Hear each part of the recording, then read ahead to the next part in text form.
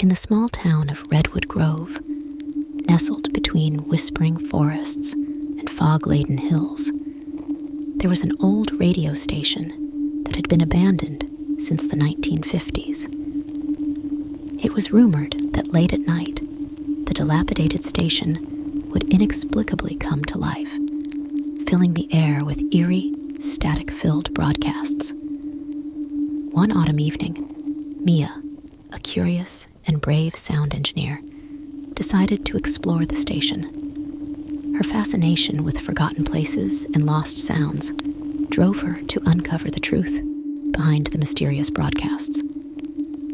As Mia approached the crumbling building, the air turned cold, and a dense fog rolled in, enveloping everything in a ghostly haze.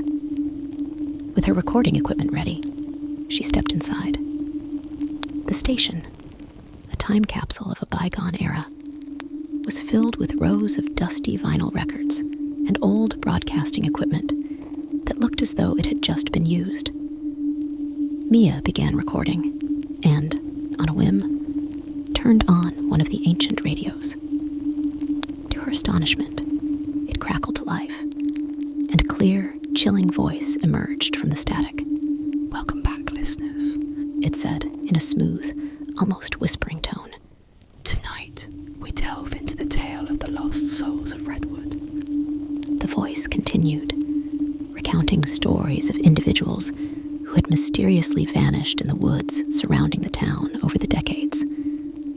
As Mia listened, she realized the stories were being told with intimate details that only the missing persons themselves could have known. Mesmerized and unnerved, Mia didn't notice the shadows shifting in the corners of the room. The temperature dropped, and her breath became visible, fogging in the cold air. The voice on the radio took on a sorrowful tone. "And now, dear listener, you too have become part of our tale." Suddenly, Mia felt an icy grip on her shoulder. Whipping around, she saw nothing but the empty room and the flickering lights of the radio dials. The gripping sensation vanished as quickly as it had appeared, but the chill remained. In a panic, Mia grabbed her recordings and fled the station. Once home, she played back the tapes.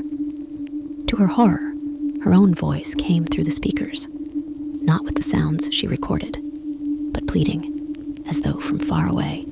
"Help me. Please find me." Mia raced back to the station, driven by a desperate need to understand. But upon arrival, she found the building completely sealed, as if it had never been opened. The windows were intact, the doors immovable, and no sign of her earlier intrusion remained. Confused and frightened, Mia stood before the station as the radio crackled once more in the background. Only this time, it was different. There was no voice, just the soft, sad melody of a song she felt she had known her whole life, but could never place. The broadcast ended as abruptly as it had started, leaving Mia in silence amidst the encroaching fog. She left, her recordings now just empty static. The station remained silent thereafter, its secrets locked away as if they had never been disturbed.